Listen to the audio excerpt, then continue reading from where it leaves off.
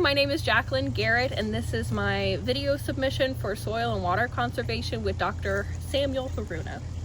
I'm going to be speaking with you today about cover cropping and livestock integration into your farming practices. This is my family's little garden. We do vegetable gardening here, and I'm going to show you what we've done and what worked for us because we implement cover crops and livestock integration with our chickens.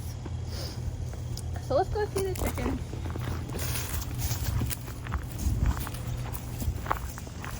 This section is where we had the bulk of our vegetables this year.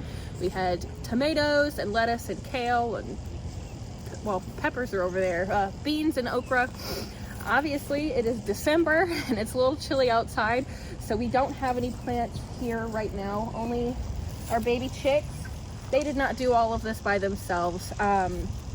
We helped them by knocking down the rest of the vegetables and plants that were on there, and then they, along with our other chickens, have effectively patted it all down so that we just have dirt. There's still a little bit of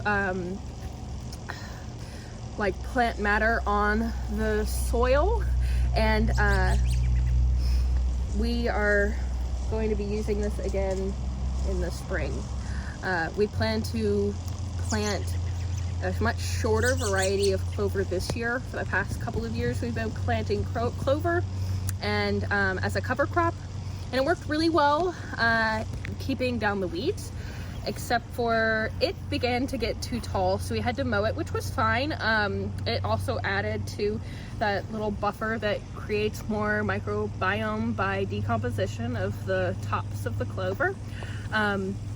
But we did opt for a shorter variety this year.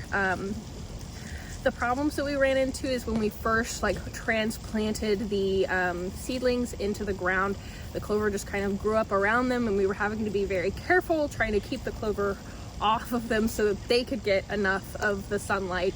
But I think we will remediate that. In this moment, Jacqueline was very displeased with herself, and she can't hide it on her face. She meant remedy. Now, back to your regularly scheduled programming. By laying down landscape fabric just right around the plants, or maybe wait until they get a little bit bigger, or hopefully the shortened clover will be effective. We're going to go to this other section.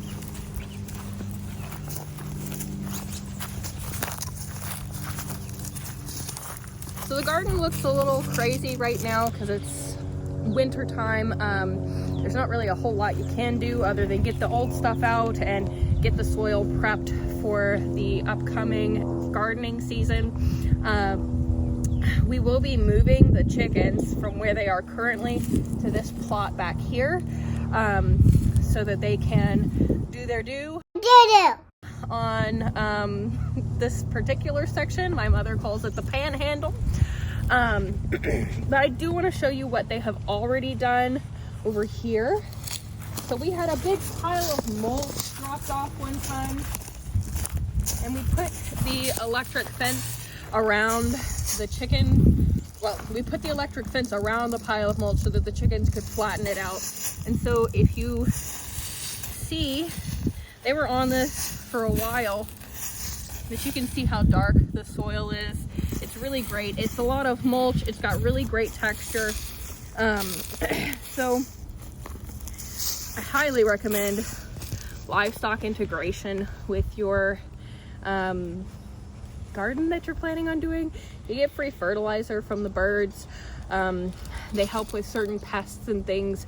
I wouldn't put them in there when you have tomatoes fruiting, because you won't have many tomatoes fruiting later. But we plan to put cover crop white clover all over this plot, the other plot, and then the plot that the chickens are currently on. The plan is to kind of connect them in a swath around our little greenhouse that we have. But cover cropping is beneficial for so many reasons. One, for us, it specifically helped with weeds.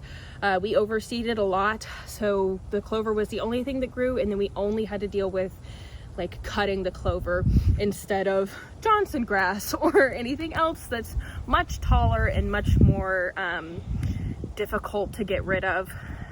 And then it is a legume, so it fixes nitrogen in your soil, which is extremely beneficial to the plants that you have planted in there. It kept our soils in place. The plot where the chickens is at a little bit of a grade, and it tends to like pool up water down at the bottom towards where the driveway meets. And it didn't do that a whole lot because we had those roots in the ground and them sucking up water and creating pore spaces for it to be in the ground and not on top of the ground.